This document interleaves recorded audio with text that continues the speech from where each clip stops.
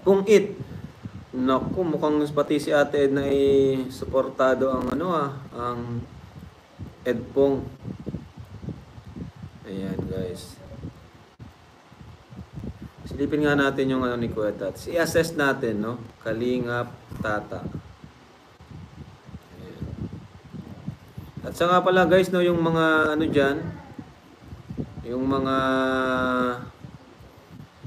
sa landing pad, no? Mga hindi pa nagbibigay dyan. Nagsusumbong sa akin si Mama.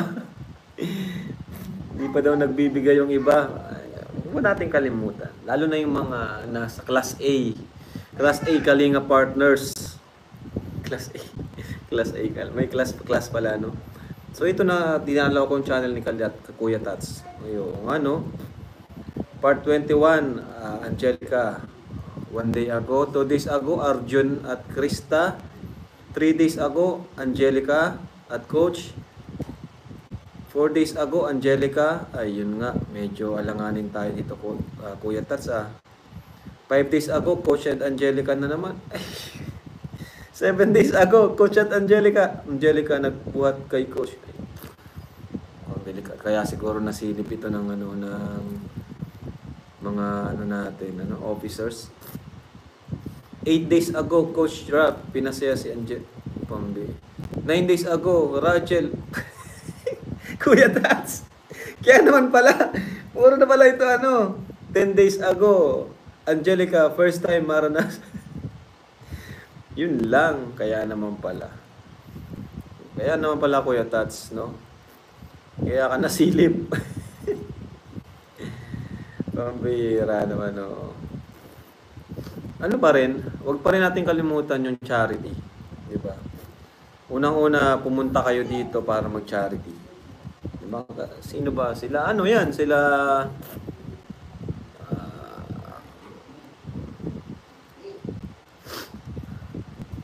puro love team, pag-travel lang naman. Sunod-sunod yung upload. Ayan.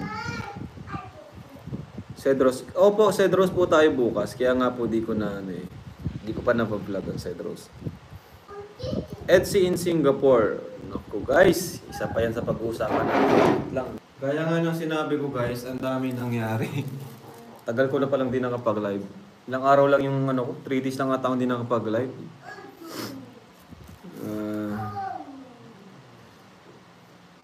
Tingnan nga natin yung list kung sino ng landing pad ngayon. Nagsusumbong sa akin si Ate Edna eh. Si Mama kasi sa akin susumbong.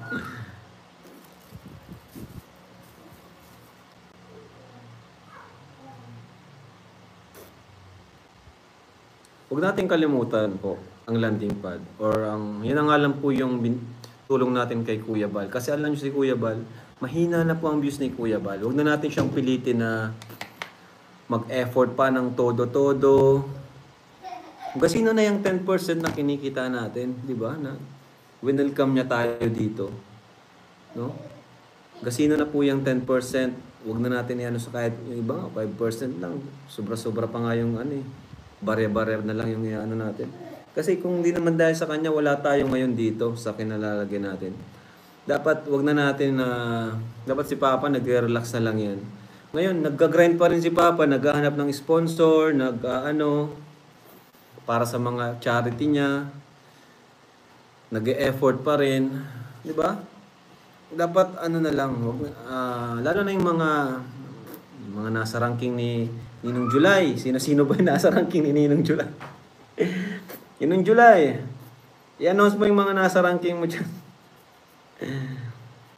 'Di ba, guys? Ako nga kahit bumaba yung views ko, di ko talaga binabawasan yung binibigay ko kay Papa. Kahit bumaba yung views ko po, di ko binabawasan yung binibigay ko sa kanya. No? Kahit maapektuhan yung yung kahit kulangin ako sa budget sa pabahay. 'Di ba? 'Yun, nagkulang ako sa budget sa pabahay kay Biancy, pero yung binibigay kay Papa di ko binawasan. No? 300,000 po yung binibigay ko sa kanya buwan-buwan. Iba pa yung mga mga minsan pag may binibigay din ako yung pakunti-kunti. Pero yung buwan-buwan, na yan, matik na yan, 300,000. And syempre, ano na yun sa kanya, 'di ba? Pero ang ginagawa niya, pinantutulong niya rin. Pinantutulong niya, ano niya pa sa pabahay. Pinagpapasahod niya sa mga staff niya, 'di ba?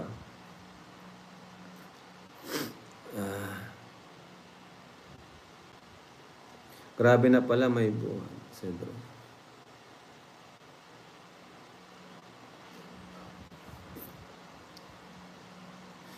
Sana marunong makaroon ng Kalinga partners na sumama kay Kalinga Prab. Sana marunong. Ayan. Basta yung guys, yung landing pad, importante yun. No? Kahit pa may sarili na tayong community, di ba? Pag kay ano ko naririnig kay Ninong July. Si Ninong July, palagi yung sinasabi yun na yung 10% mababa yan para sa para sa landing pad ni Kuya Bal. Ano si Kuya Ninong July, grabe din siyang magbigay. Alam niya yung alam niya talaga yung naiintindihan niya. Naiintindihan niya. Kasi yun nga naman, andito tayo sa bahay, nakikisukob tayo sa bahay ni Kuya Bal. Tapos, yung 10%, sa totoo lang, yun. Hindi na yun dapat ipagdamot. No? Kung kumita tayo ng 100,000, 10,000, ano na po yun? Dapat automatic na po yun. Pero, hindi po. Hindi po. Maluwag po si Kuya Bal. No? Hinahayaan lang nila ang kanyang mga anak. Hinahayaan niya lang ang kanyang mga anak. Kung sinong magbibigay, kung sino yung diba?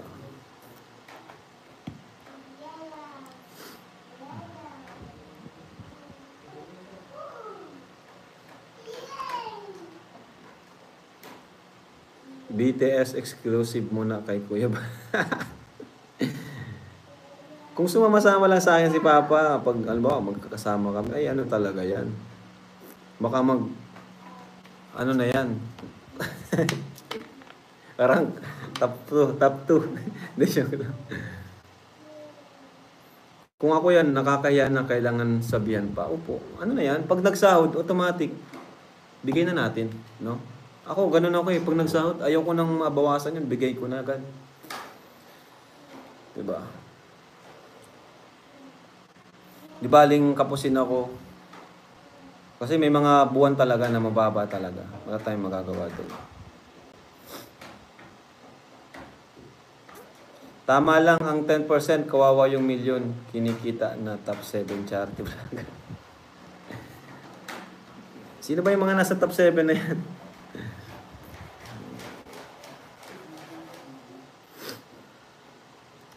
Ayan.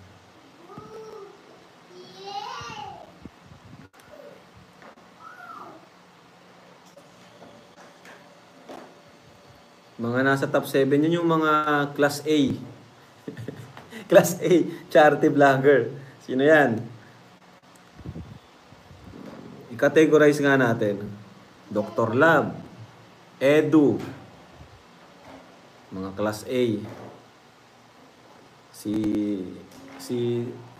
Roel, yun? Si Insan Dodong, mga A+ na yun, A+.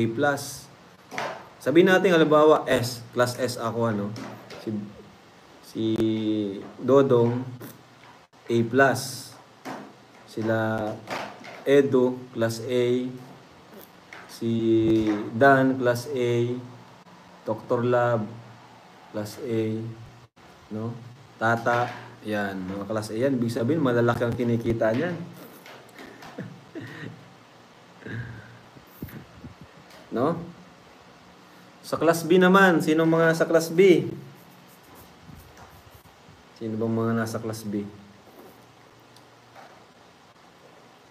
Limutan ko ng mga pangalan ay.